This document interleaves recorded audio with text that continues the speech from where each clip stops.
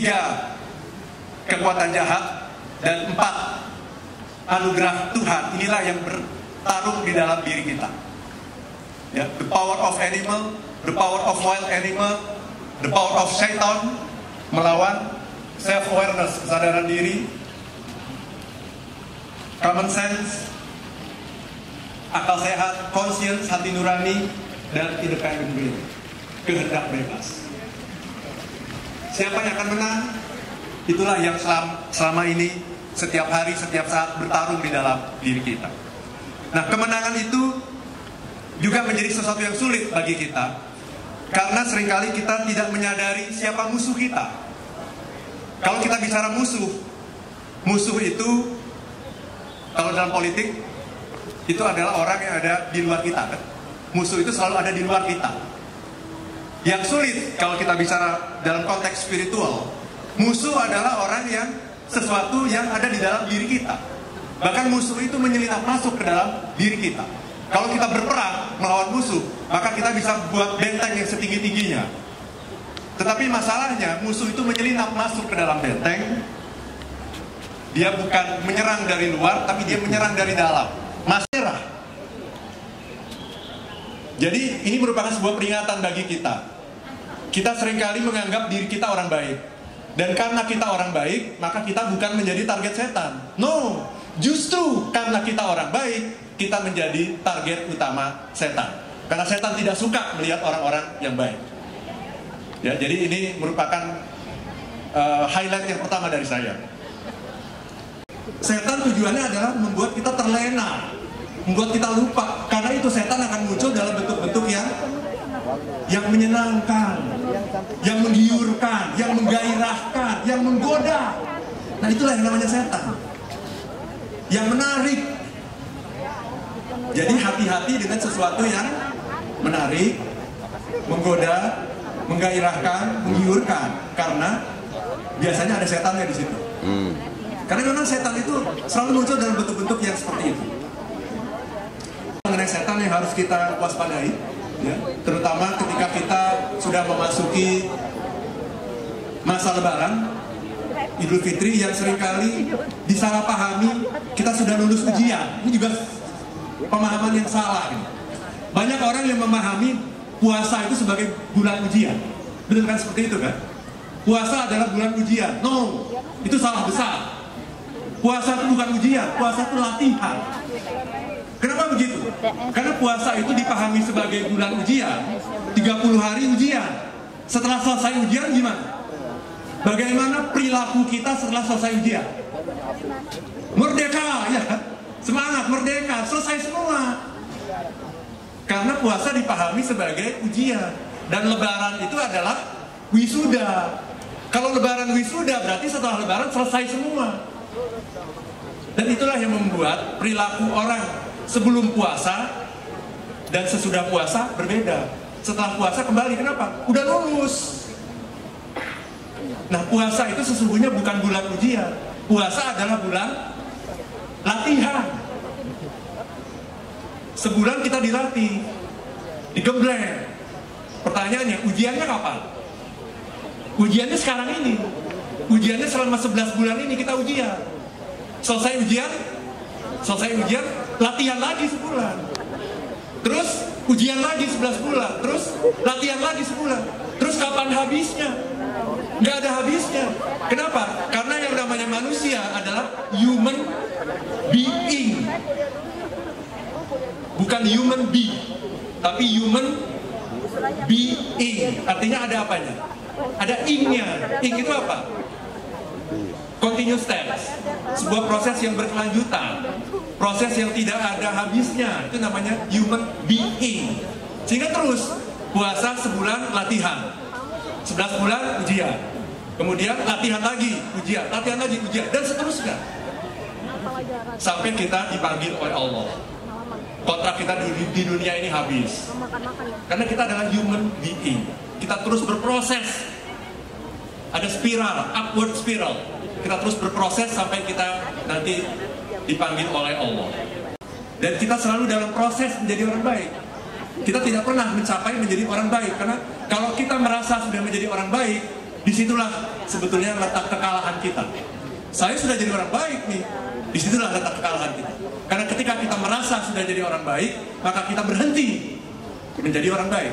Karena saya sudah jadi orang baik, saya berhenti menjadi orang baik. Tapi ketika kita merasa, oke, saya dalam proses menjadi orang yang baik. Saya hari ini harus lebih baik dari saya yang kemarin. Saya besok lebih baik dari saya hari ini. Maka kita akan terus berproses upward spiral dalam proses kita menjadi human being, menjadi manusia yang seutuhnya, menjadi insan kamil. Kalau dalam bahasa happiness itu disebut sebagai flourish. Saya meminjam ini dari pakar happiness dari Amerika yang namanya Martin Seligman. Ya. Jadi istilah dia adalah flourish. Yang namanya manusia yang bahagia itu adalah manusia yang flourish, manusia yang bertumbuh. Seperti atom yang diledakkan, dia akan tumbuh ke samping, ke depan, ke belakang, ke segala penjuru. Menjadi manusia yang sehebat-hebatnya, sepintar-pintarnya, sekompeten-kompetennya, sekeren-kerennya, semulia-mulianya, menjadi insan kamil. Karena memang pada dasarnya manusia itu diciptakan dalam bentuk yang seindah-indahnya. Laqad khalaqnal insana fi ahsani taqwim. Tetapi summa radadnahu asfala safilin. Tapi dia bisa menjadi makhluk yang serendah-rendahnya derajatnya. Itulah konsekuensi dari Tuhan memberikan kepada kita anugerah yang disebut sebagai independent will atau kehendak bebas. Ibu sekalian, untuk melihat dua ayat yang ada di Al-Quran yang saya yakin Bapak Ibu semua hafal ayatnya. Ayat yang sangat mudah, juz amma ayat terakhir. Tapi orang jarang memperhatikan apa sesungguhnya yang ingin digambarkan oleh Tuhan di sana.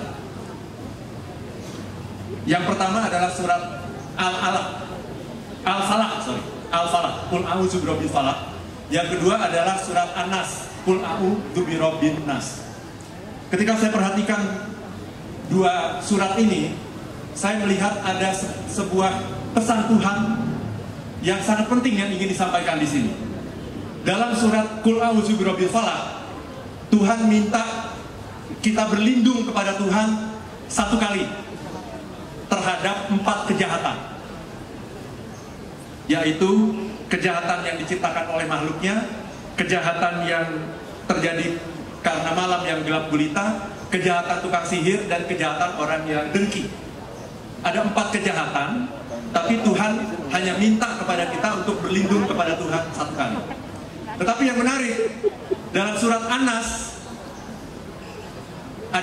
hanya ada 1 kejahatan, tetapi Tuhan minta kita berlindung 3 kali. Mari saya bacakan suratnya ya. Bismillahirrahmanirrahim. Qul a'udzu birabbil falaq. Katakanlah, aku berlindung kepada Tuhan subuh. Min syarri ma khalaq. Dari kejahatan makhluk yang diciptakannya. 1. Dari kejahatan makhluk yang diciptakannya. Wa min syarri ghasikin idza waqab.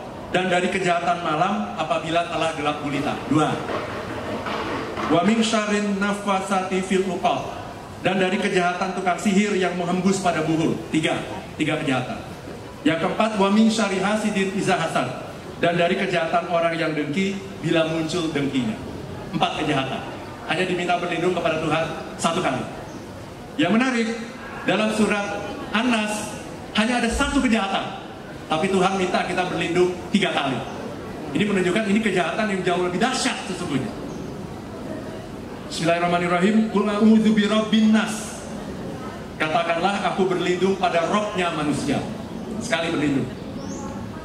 Malikin nas. 2 kali berlindung. Raja manusia. Ilahin nas. 3 kali berlindung. Tuhan manusia. 3 kali berlindung hanya dari 1 kejahatan. Min syarril waswasil khannas. Dari kejahatan setan yang bersembunyi. Alladzi yuwaswisu fi sudurin nas. Yang membisikkan ke dalam dada manusia. Minal jinnati wan nas. Dari golongan jin dan manusia. Saya membaca surat ini sangat menarik.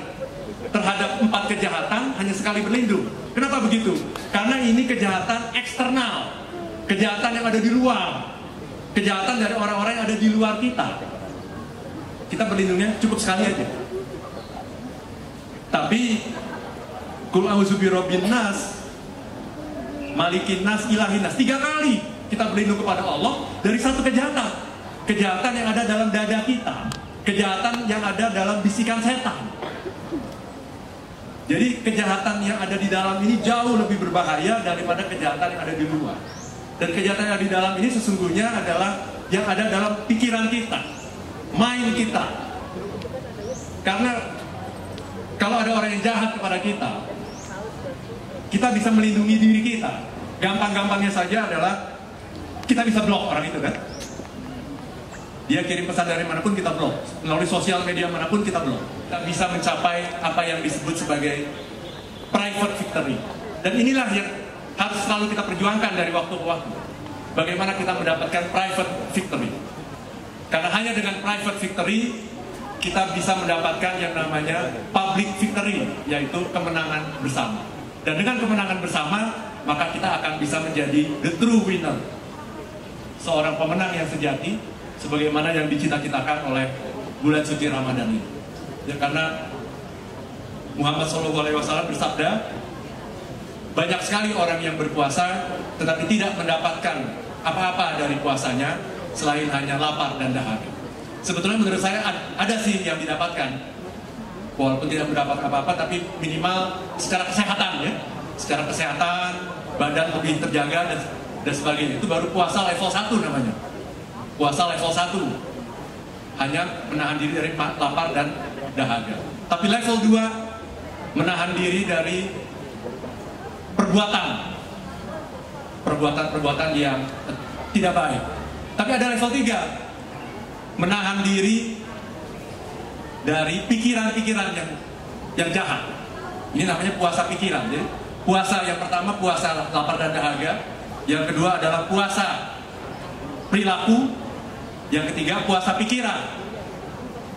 Tapi yang paling indah adalah puasa yang keempat, puasa spiritual. Adalah ketika kita merasa dekat dengan Allah. Ketika kita merasa dekat dengan Allah, itu adalah puasa spiritual. Kita merasa bahwa kemanapun kita berada, Allah selalu ada di dekat kita. Walaupun kita tidak bisa melihat Allah, tapi sesungguhnya Allah selalu berada di dekat kita. Bahkan Allah mengatakan sendiri dalam surat Al-Baqarah 186, itu ayat mengenai puasa. Jadi kalau Bapak Ibu perhatikan, ayat 183 itu tentang berpuasa kan? Al-Baqarah 183, Al-Baqarah 184 juga tentang berpuasa, 185 juga tentang berpuasa, 186 lengkap, 187 tentang berpuasa kembali. Maka banyak orang yang mengatakan ini 186 ini salah tempat, ayatnya salah tempat, karena dia tidak membahas mengenai puasa.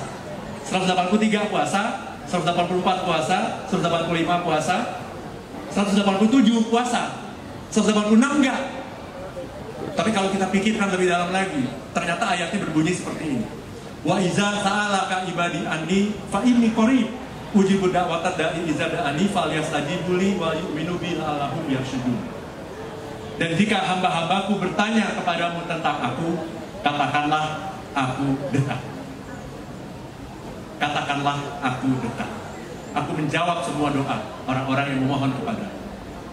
Dan itu ada di ayat puasa yang seolah tidak ada kaitan dengan berpuasa. Tapi saya menangkap sesungguhnya dengan berpuasa kita diharapkan menjadi orang yang dekat dengan Tuhan.